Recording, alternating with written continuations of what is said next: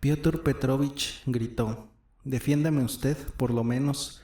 Hágale ver a esa tía estúpida que no tiene derecho a tratar de este modo a una señora de buena familia que se encuentra en la desgracia. Para eso están los jueces. Yo al general gobernador. Tendrá que dar cuenta. En recuerdo del pan y la sal de mi padre, defienda usted a estos huérfanos».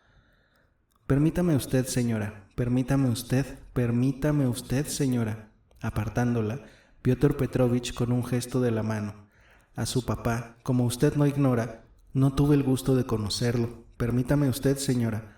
Alguno se echó a reír en alto. «Y no es mi intención tomar parte en sus continuos altercados con Amalia Ivanovna.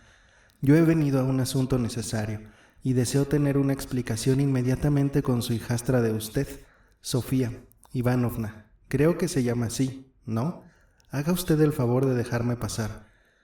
Y Piotr Petrovich, haciéndole un rodeo a Katerina Ivanovna, se dirigió al opuesto rincón donde se encontraba Sonia. Katerina Ivanovna se quedó en el mismo sitio en que estaba, cual herida del rayo. No podía comprender cómo Piotr Petrovich renegaba del pan y la sal de su papascha. Después de haber inventado aquello de la hospitalidad, ella misma había acabado por creérselo.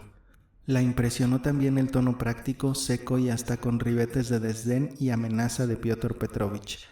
Y eso que de todos, poco a poco, habían ido callándose al presentarse él. Además, que aquel hombre práctico y serio estaba en franca desarmonía con el resto de la concurrencia. Además de que era evidente que había ido allí a algo importante, de que alguna razón extraordinaria le había inducido a mezclarse con semejante gente, y de que de un momento a otro habría de suceder, de ocurrir algo. Raskolnikov, que estaba en pie al lado de Sonia, se echó a un lado para dejarle paso. Piotr Petrovich, al parecer, no reparó en él siquiera. Al cabo de un minuto se dejó ver también en los umbrales del cuarto de Lebesietnikov. No llegó a entrar, pero se detuvo allí con cierta especial curiosidad, casi con asombro, y al parecer largo rato estuvo sin poder darse cuenta de nada. «Perdonen ustedes que acaso venga a interrumpirles, pero es que se trata de un asunto bastante importante», observó Piotr Petrovich, en general y sin dirigirse a particular a nadie, y hasta celebró que se ventile en público. «Amalia Ivanovna, le ruego encarecidamente que, como patrona del piso, preste especial atención a mi inmediato diálogo con Sofía Ivanovna. Sofía Ivanovna», continuó dirigiéndose a Sonia, que no cabía en sí de asombro y de susto, «de encima de la mesa de la habitación de mi amigo Andrei Semyonovich Lebesiatnikov, inmediatamente después de su visita de usted, ha desaparecido un billete de 100 rublos que me pertenecía. Sí, fuera como fuese. Supiera usted y quisiera decirnos dónde se encuentra en la actualidad, le doy a usted mi palabra de honor y a todos los pongo por testigos de que daremos por terminado el asunto. De otro modo, me veré en la precisión de adoptar medidas sumamente serias, y entonces solo a sí misma deberá quejarse». Absoluto silencio imperaba en la habitación. Hasta los niños que antes lloraban se habían apaciguado. Sonia se había puesto mortalmente pálida. Miraba a Lushin y no acertaba a contestar. Parecía como si ella tampoco acabase de darse cuenta. Transcurrieron unos segundos. «Bueno, vamos a ver, ¿qué dice usted a eso?», inquirió Lushin, mirándola de hito en hito. Yo no sé nada», declaró Sonia, finalmente, con débil voz. ¿Que no? ¿Que no sabe usted nada?», le replicó Lushin, y guardó silencio todavía unos segundos. «Piense usted bien, mademoiselle», empezó severamente, pero aún como exhortándola. «Haga memoria, de buen grado le concedo todavía algún tiempo para que recapacite. Haga el favor de fijarse en esto. Si yo no estuviera tan cierto, entonces, naturalmente, atendida mi experiencia, no me habría arriesgado a acusarla directamente, porque de una acusación como esta, directa y terminante, pero falsa o simplemente errónea, tendría en cierto sentido que salir responsable. No lo ignoro. Esta mañana negocié para mis necesidades algunos títulos al 5%, por un valor nominal de 3,000 rublos. Tengo la cuenta anotada en un cuaderno de bolsillo. Al volver a casa, y de ello es testigo Andrei Semyonovich, procedí a contar el dinero, y apartando 2,300 rublos los guardé en una cartera que puse en el bolsillo del costado de mi sobretodo. Encima de la mesa quedaron alrededor de 500 rublos en billetes, y entre ellos 3 de 100 rublos. En aquel momento llegó usted, llamada por mí, y todo el tiempo que allí estuvo dio usted muestras de viva agitación, tanto que por 3 veces en mitad del diálogo se levantó usted y quiso, no sé por qué, retirarse, no obstante no haber terminado la conferencia. Andrei Semyonovich puede dar fe de cuanto digo. Seguramente usted misma, mademoiselle, no se negará a confirmar y corroborar que yo la llamé a usted por conducto de Andrei Semyonovich, única y exclusivamente para hablarle de la orfandad y desvalida situación de su madrastra, Katerina Ivanovna, a cuya comida no he podido asistir, y de cuán conveniente sería abrir a favor suyo una suscripción u organizar una lotería o algo por el estilo. Usted me dio las gracias y hasta derramó lágrimas. Yo lo cuento todo tal y como pasó. En primer lugar, para ayudarle a usted a hacer memoria y además para demostrarle que de la mía no se ha borrado ni el menor detalle.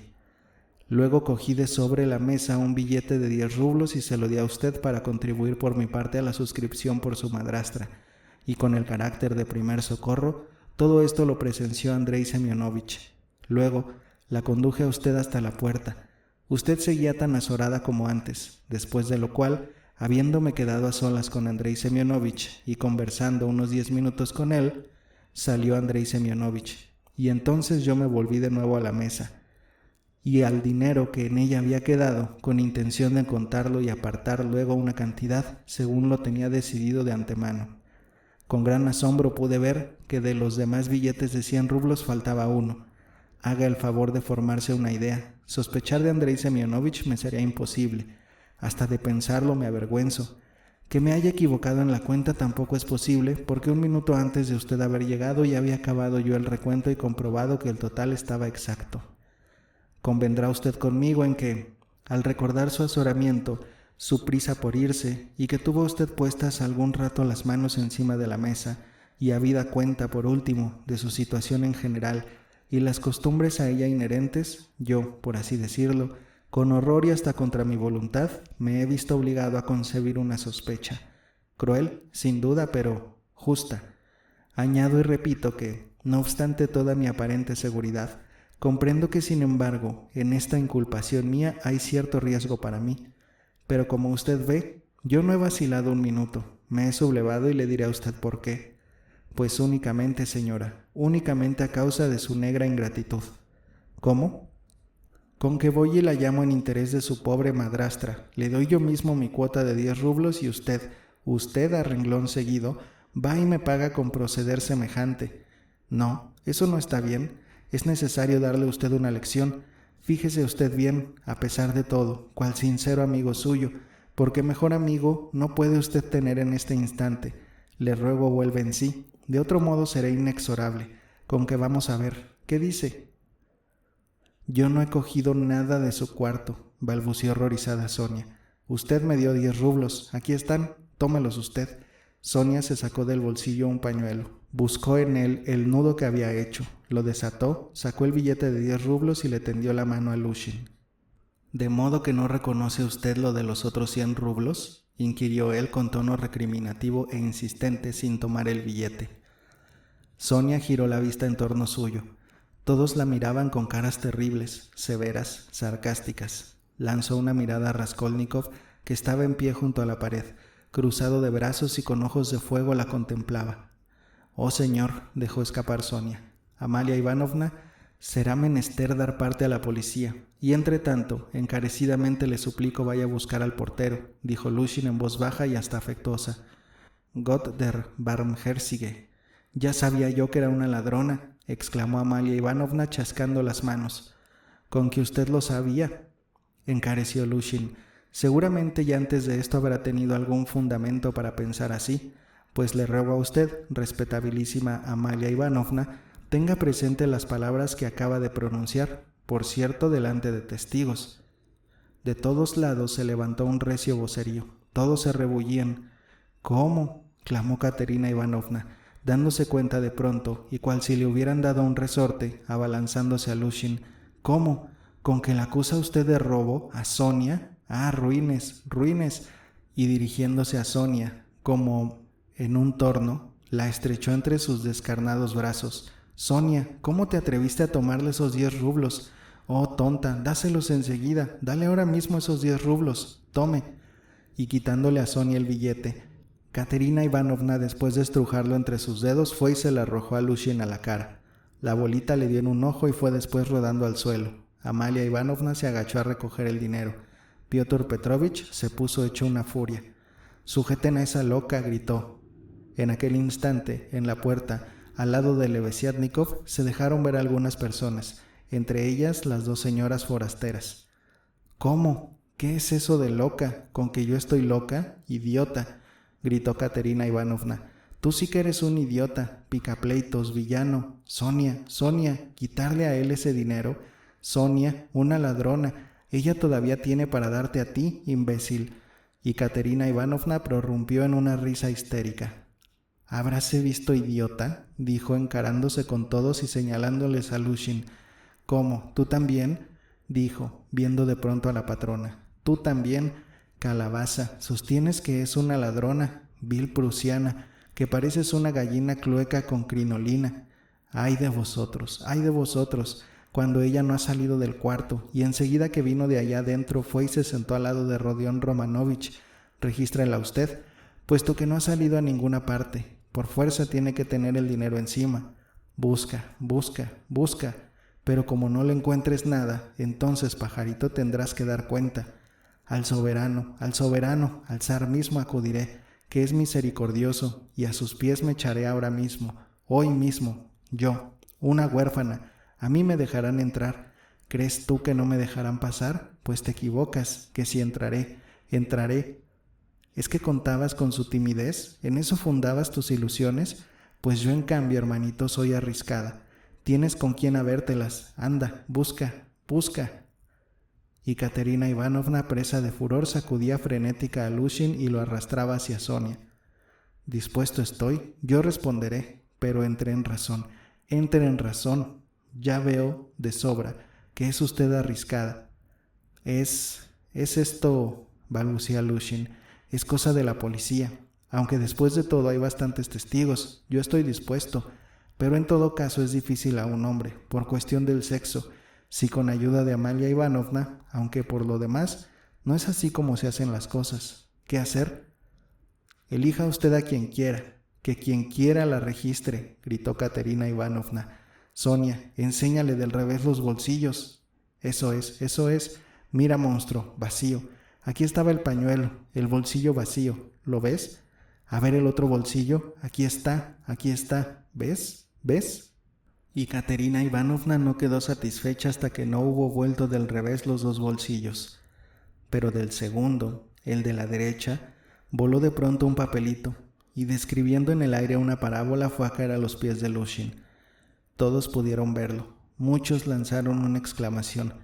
Piotr Petrovich se agachó, recogió el papelito con 2 dedos del suelo, lo levantó a la vista de todos y lo desdobló. Era el billete de 100 rublos, plegado en 8 dobleces. Piotr Petrovich paseó su mano a la redonda para que todos viesen el billete. «Ladronzuela, largo de esta casa, la policía», gritó Amalia Ivanovna. «Hay que mandarlas a Siberia, largo». De todos lados se elevaron exclamaciones. Raskolnikov callaba sin quitarle ojo a Sonia, y lanzando de cuando en cuando rápidas miradas a Lushin. Sonia seguía en su mismo sitio, como enajenada, casi ni siquiera daba muestras de admiración. De pronto se le arreboló todo el rostro, dio un grito y se cubrió la cara con las manos. «No, yo no soy eso, yo no he robado, yo no sé nada», exclamó con voz entrecortada por los sollozos y se echó en brazos de Katerina Ivanovna. Esta la cogió y estrechó fuerte, cual si con su pecho quisiera defenderla de todos. «Sonia, yo no lo creo, mira, yo no lo creo», gritaba, contra toda apariencia, Katerina Ivanovna, acunándola en sus brazos como a una niña pequeña, dándole innumerables besos, acariciándole las manos y besándoselas cual si se las sorbiera. «Que tú lo cogiste, pero qué gente tan estúpida. Oh señor, son ustedes todos unos imbéciles, unos necios», gritaba, encarándose con todos. «No saben ustedes todavía qué corazón qué muchacha esta. Ella, coger nada, ella, pero si se desprende hasta de su último traje, lo vende y se queda descalza, para dárselo todo a ustedes si lo necesitan, así es ella, pero si sacó el volante amarillo, porque mis hijos se morían de hambre y por nosotros se vendió. Ah, difunto, difunto, ah, difunto, difunto, ¿lo ves? ¿Lo ves? Vaya una comida fúnebre que tienes, Dios santo, pero salid a su defensa. ¿Qué hacéis ahí todos tan quietos? Rodión Romanovich, ¿por qué no sale usted en su defensa? ¿Es que usted también se ha creído esto? Un dedo meñique de ella no valéis todos juntos, todos, todos, todos. Dios santo, pero defendedla de una vez. El llanto de la pobre Katerina Ivanovna, tísica, desvalida, pareció producir finalmente una gran impresión en los circunstantes. Había tanta pena, tanto dolor en aquella cara contraída por el sufrimiento, demacrada por la tisis, en aquellos labios descarnados, inyectados en sangre, en aquella voz estortérea, en aquel llanto entrecortado de sollozos semejante al lloro de un niño, en aquella imploración ingenua, infantil y al mismo tiempo desolada, de defensa, que todos parecieron dolerse de la desdichada. Piotr Petrovich se compadeció también enseguida. «Señora, señora», exclamó con voz enfática, «con usted no va nada. Nadie se ha atrevido a inculparla a usted ni de mala intención ni siquiera de convivencia, ya que ha sido usted misma la que puso de manifiesto la cosa al vaciarse los bolsillos. Seguramente no se figuraba usted nada. Yo estoy dispuesto a apiadarme si, por así decirlo, la miseria ha sido la que ha impulsado a Sofía Ivanovna. Pero ¿por qué, mademoiselle, no quiso usted confesarlo desde el primer momento? ¿Es que temía usted a la deshonra? ¿Se trata del primer paso? Quizá fue que perdió el juicio. La cosa es comprensible, pero sin embargo, ¿por qué hubo usted de verse en esta situación? Señores, y se encaró con todos los presentes, señores, compadecido y, por decirlo así, condolido, estoy dispuesto a perdonar todavía y a pesar de la ofensa que personalmente he recibido. Pero, mademoiselle, que este bochorno le sirva a usted de lección para lo sucesivo, dirigiéndose a Sonia, que yo consideraré terminado el asunto y no lo llevaré adelante. Basta». Piotr Petrovich lanzó una mirada de soslayo a Raskolnikov. Sus miradas se encontraron. La ardiente mirada de Raskolnikov estaba pronta a pulverizarlo.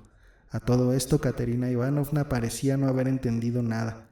Estaba abrazada a Sonia y la besaba como loca.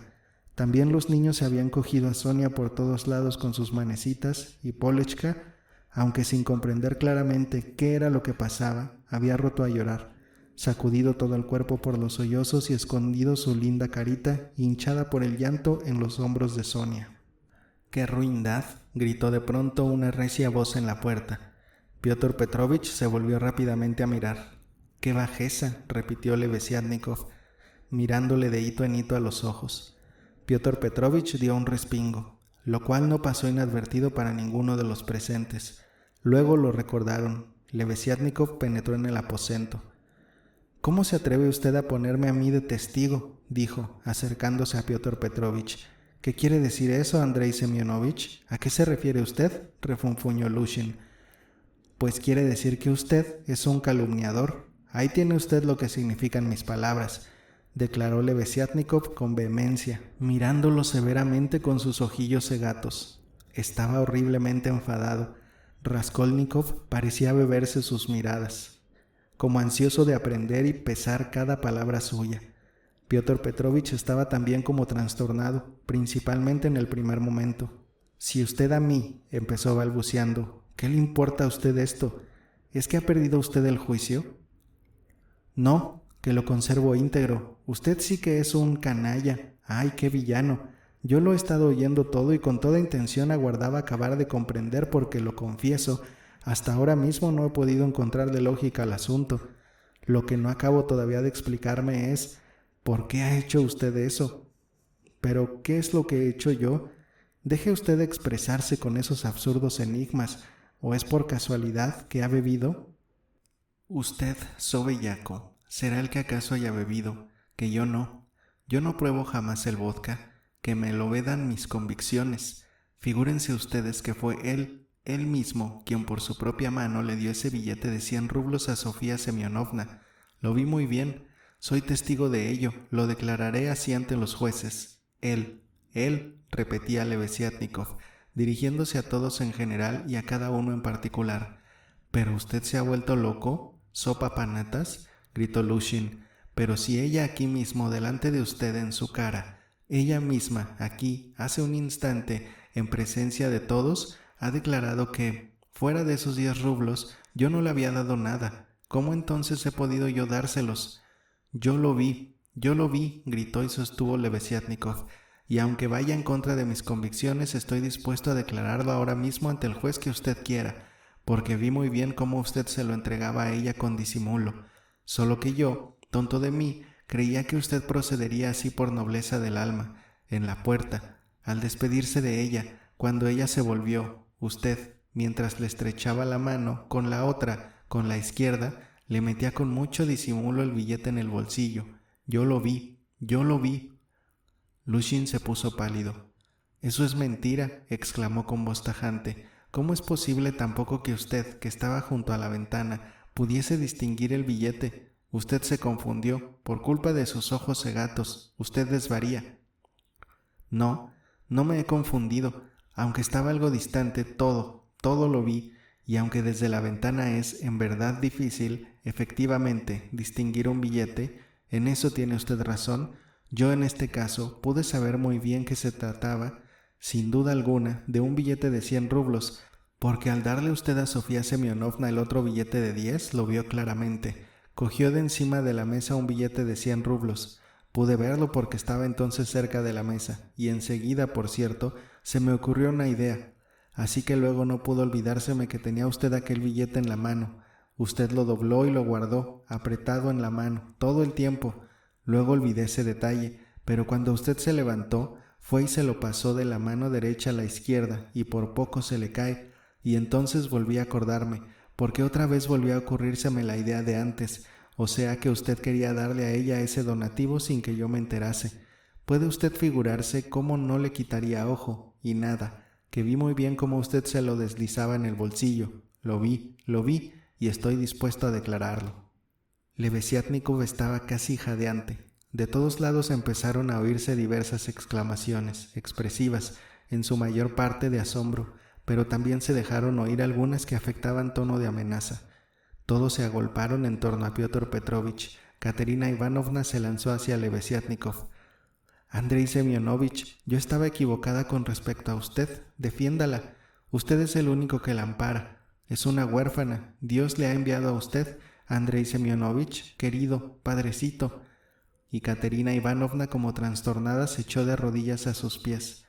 «Sandeces», exclamó furioso Lushin. «Usted no dice más que sandeces, señor. Se me olvidó, me acordé, se me volvió a olvidar. ¿Qué quiere decir eso? ¿Acaso que yo le deslicé el billete con toda intención? ¿Con qué objeto? ¿A qué fin? ¿Qué hay de común entre mí y esa? ¿Que para qué? Eso es precisamente lo que no me explico, pero lo que yo acabo de exponer es un hecho cierto, irrefutable, y hasta tal punto no estoy equivocado, hombre canalla y vil, que recuerdo muy bien cómo, al ver aquello, inmediatamente hube de formularme esta pregunta, al mismo tiempo que lo felicitaba y estrechaba la mano. ¿Por qué precisamente se lo habría usted metido a hurtadillas en el bolsillo? Es decir, ¿por qué precisamente a hurtadillas, como no fuese porque quería usted ocultarse de mí, sabiendo que yo profeso convicciones opuestas y soy enemigo de la beneficencia privada, que nada resuelve de un modo radical? Pues bien, yo decidí que a usted efectivamente, delante de mí le daba reparo ofrecer un pico como ese, y además, que acaso, pensé también, quiera darle a ella una sorpresa, asombrarla, cuando se encuentre en su bolsillo nada menos que 100 rublos, porque a muchos que hacen beneficios les gusta practicar de ese modo sus buenas acciones, me consta. Luego pensé también que deseaba usted poner la prueba, es decir, ver si ella al encontrárselo le daba a usted las gracias. Después todavía que deseaba usted evitar las gracias y bueno, para hacer como dicen, que tu mano derecha no sepa... En una palabra, algo por ese estilo. Bueno, por mi mente me cruzaron entonces la mar de pensamientos, que yo resolví meditar después más despacio, pero el caso es que hubo de parecerme poco delicado darle a entender a usted que había sorprendido su secreto. Pero no obstante, también se me planteó enseguida otra pregunta. ¿Y si Sofía Semyonovna, antes de advertirlo, llegase a perder ese dinero? Esa fue la razón por la que me decidí venir acá, llamarla y avisarle de que le habían metido en el bolsillo 100 rublos, pero antes pasé al cuarto de la señora Kovalyatnikova, para llevarle el vistazo general al método positivo y recomendarles particularmente un artículo de Piderit, y también desde luego el de Wagner. Y después ya me vine aquí y me encontré con toda esta historia. Bueno, vamos a ver, ¿hubiera yo podido tener efectivamente todas esas ideas y perplejidades si no hubiese visto que usted le había introducido en el bolsillo los 100 rublos? Cuando Andrei Semyonovich hubo acabado sus locuaces razonamientos, conduciendo con tanta lógica su demostración hasta el final, se quedó muy rendido y hasta le corría el sudor por el rostro. Pero ay, que él en ruso no sabía explicarse correctamente, no conociendo por lo demás ninguna otra lengua, así que todo lo soltó de un tirón y hasta parecía haber enflaquecido al dar remate a aquella proeza de abogado. Mas no por ello dejó de causar su perorata extraordinaria impresión. Se había expresado con tanta propiedad, con tal convicción, que era evidente que todos le creían. Piotr Petrovich sentía que su asunto tomaba mal cariz. ¿Qué tengo yo que ver con que a usted le cruzasen por la cabeza tan estúpidas preguntas?, exclamó. Eso no prueba absolutamente nada. Todo eso podría usted haberlo soñado y así habría sido. Yo le digo a usted que miente, sudar, miente y me calumnia, movido de algún resentimiento contra mí, concretamente de rabia al ver que yo no me adhiero a sus ideas socialistas, librepensadoras y ateas, eso es. Pero aquella tergiversación no le fue de ninguna utilidad a Piotr Petrovich. Por el contrario, se oyeron por todas partes murmullos. «Hay que ver a dónde has ido a parar», exclamó Lebesiatnikov. «Mientes, llama a la policía y yo declararé bajo juramento. Solo una cosa no acabo de explicarme. ¿Por qué se habrá lanzado a tan ruin acción? Oh, el miserable, el villano». «Yo puedo explicarle a usted por qué se lanzó a semejante bajeza, y si es menester declararé también bajo juramento», profirió con firme acento por fin Raskolnikov, y dio un paso adelante. Estaba en apariencia sereno y tranquilo. A todos se les hizo claro con solo mirarlo que efectivamente sabía de lo que se trataba y que era inminente el desenlace. «Ahora me lo explico todo», prosiguió Raskolnikov encarándose directamente con Lebesiatnikov. «Desde el principio del incidente ya me entró la sospecha de que debía de tratarse de algún enredo vil. Me entró esa sospecha por efecto de ciertos detalles particulares que solo yo conocía y que ahora mismo voy a exponerles a ustedes porque de ellos deriva la cuestión. Usted, Andrei Semyonovich, con su inapreciable manifestación me lo ha acabado de explicar todo. Les ruego a todos ustedes, a todos que me escuchen. Este caballero», y señaló a Lushin, «entabló relaciones hace poco con una señorita y, para decirlo de una vez, con mi hermana, Avdotia Romanovna Raskolnikova.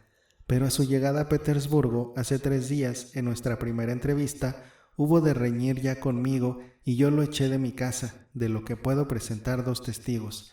Este es un hombre malo. 3 días hace ignoraba que yo se hospedaba aquí, en esta pensión, en compañía de usted, Andrei Semyonovich, y que el mismo día que nosotros tuvimos ese altercado, hubo de presenciar cómo yo le entregaba, en calidad de amigo del difunto señor Marmeladov, a su viuda, Katerina Ivanovna, una cantidad de dinero para el entierro. Inmediatamente fue él y le escribió una cartita a mi madre notificándole que yo le había dado dinero, no a Katerina Ivanovna, sino a Sofía Semyonovna, y al hacerlo así hablaba en términos más ruines del carácter de Sofía Semyonovna, es decir, que aludía a la índole de mis relaciones con Sofía Semyonovna. Todo esto, como ustedes comprenderán, Lushin lo hacía con el solo fin de indisponerme con mi madre y mi hermana, dándoles a entender que yo derrochaba, con fines censurables, los últimos dineros con que ellas me ayudaban. Anoche, delante de mi madre y mi hermana y en presencia suya, volví por los fueros de la verdad, demostrando que le había dado aquel dinero a Katerina Ivanovna para el entierro y no a Sofía Semyonovna, y que a Sofía Semyonovna 3 días antes de eso no la conocía ni la había visto nunca. A esto añadí que él, Piotr Petrovich, Lushin, con todas sus preeminencias, no valía lo que el dedo meñique de Sofía Semyonovna, acerca de la que tan mal se expresaba. Pero a su pregunta de si sería yo capaz de sentar a Sofía Semyonovna al lado de mi hermana, respondí que lo había hecho, y por cierto aquel mismo día. Furioso al ver que ni mi madre ni mi hermana querían indisponerse conmigo, a pesar de sus chismorreos, se puso a decirles groserías imperdonables. Sobrevino definitivamente la ruptura y lo echaron de la casa. Todo esto ocurrió anoche. Ahora les pido a ustedes especial atención. Figúrense que si ahora hubiese logrado probar que Sofía Semyonovna era una ladrona, en primer lugar les habría demostrado a mi madre y a mi hermana que había tenido razón en sus sospechas, que se había enojado justamente por haber puesto yo a un mismo nivel a mi hermana y a Sofía Semyonovna, que al arremeter contra mí no había hecho otra cosa que defender y velar por la honra de mi hermana, de su prometida, en una palabra, que con todo este enredo podía yo indisponerme ya con mi familia y se hacía la ilusión de congraciarse así con ella, sin contar con que también se vengaba de ese modo personalmente de mí, ya que tiene fundamento para suponer que la honra y la felicidad de Sofía Semyonovna me son muy caras. Ahí tiene usted la cuenta que se hacía. Así me explico yo todo este asunto. Esa es toda la razón y no puede haber otra. En estos o parecidos términos puso remate Raskolnikov a su discurso, interrumpido a cada paso por las exclamaciones de los circunstantes que lo escuchaban atentos. Pero no obstante todas esas interrupciones, él se había expresado con entereza y tranquilidad, en palabras exactas, claras y firmes. Su voz vibrante, su acento de convicción y su severo rostro produjeron en todos extraordinaria impresión. Eso es, asintió Lebesiatnikov entusiasmado. No tenía más remedio que ser eso, porque apenas hubo entrado en nuestro cuarto Sofía Semyonovna me preguntó que si estaba usted aquí, que si no lo había visto yo a usted entre los comensales de Katerina Ivanovna. Me llevó expresamente para esto a la ventana y allí me hizo la pregunta por lo bajo. Por lo visto le hacía muchísima falta que usted estuviese aquí. Eso es, así se explica todo. Lushin, en silencio y despectivamente, sonreía. Por lo demás estaba muy pálido. Parecía como si estuviese meditando el modo de salir del aprieto.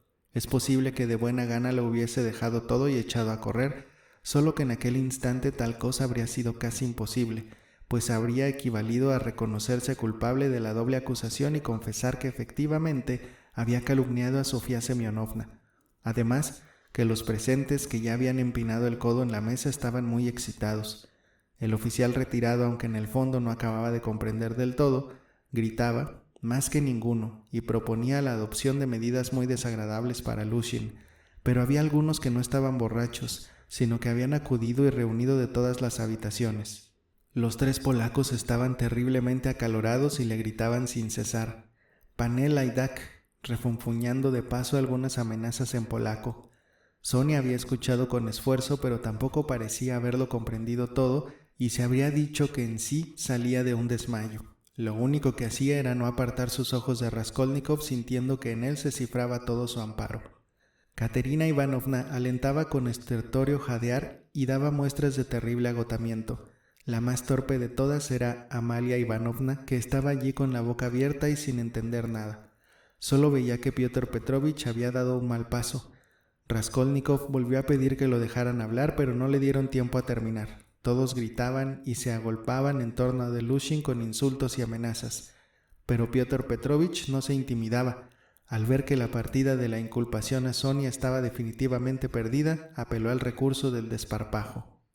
«Hagan ustedes el favor, gospoda, hagan ustedes el favor, no empujen de este modo y déjenme pasar», dijo, abriéndose paso por entre la concurrencia. «Y hagan también el favor de no amenazar.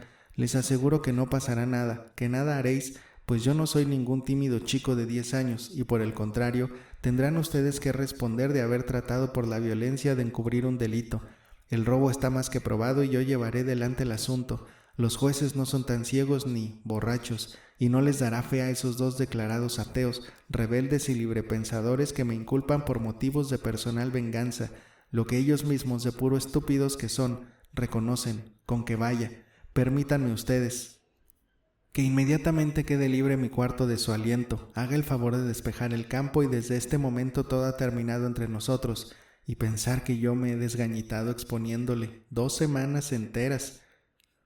Tenga usted presente que yo mismo le dije a usted que me iba antes que usted me echase. Ahora únicamente añadiré que es usted una asémila.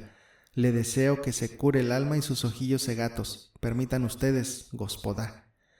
Se abrió paso por entre las aperturas, pero el oficial retirado no se avino a dejarlo escapar así como así, solo con insultos, y cogiendo de encima de la mesa un vaso, lo volvió y se lo arrojó a Piotr Petrovich, pero el vaso voló en derechura a Amalia Ivanovna.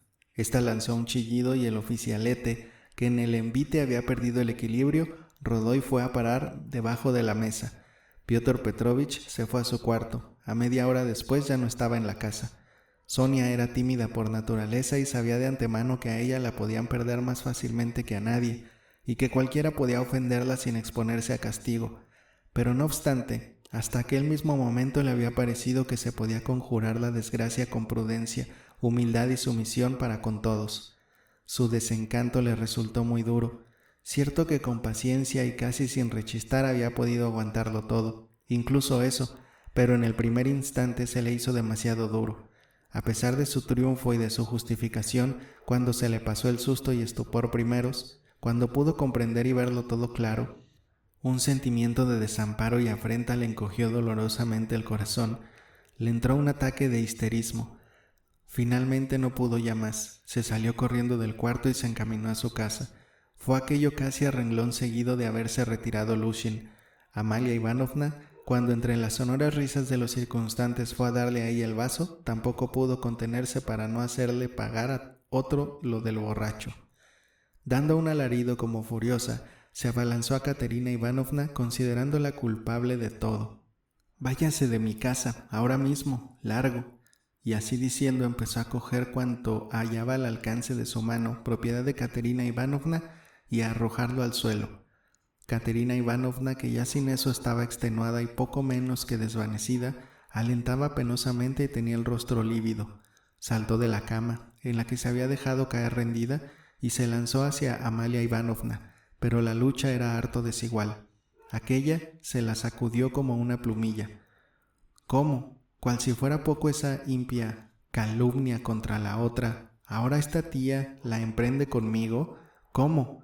El mismo día del entierro de mi marido echarme del cuarto después de mi comida, a la calle con mis huérfanos. ¿Pero a dónde voy yo?, clamaba y sollozaba y jadeaba la pobre mujer.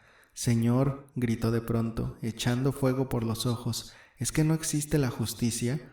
¿A quién defenderás tú si no nos defiendes a nosotros, huérfanos? Pero ya lo veremos. Hay en el mundo jueces y justicia. A ellos iré. Ahora mismo. Aguarda, bruja, atea. Polechka, quédate un momento al cuidado de los niños, que enseguida vuelvo. Aguárdenme ustedes, aunque sea en la calle. Vamos a ver si hay justicia en el mundo».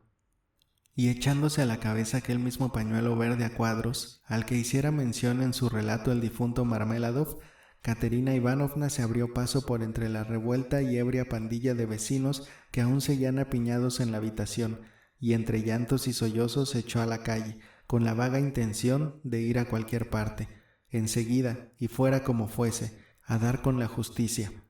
Polechka, asustada, se acurrucó con los chicos en un rincón, encima del cofre, donde abrazándose a los dos hermanitos, toda temblona, se puso a guardar la vuelta de la madre. Amalia Ivanovna iba de un lado a otro por la habitación. Chillaba, alborotaba, lanzaba al suelo cuanto cogía a mano y profería insolencias. Los vecinos hablaban a grito pelado y desatinadamente. Algunos decían lo que habían entendido del incidente, otros discutían y se insultaban, algunos entonaban canciones. «Ahora me toca a mí», pensó Raskolnikov. «Vamos a ver, Sofía Semyonovna, ¿qué tiene usted ahora que decir?». Y se encaminó al domicilio de Sofía.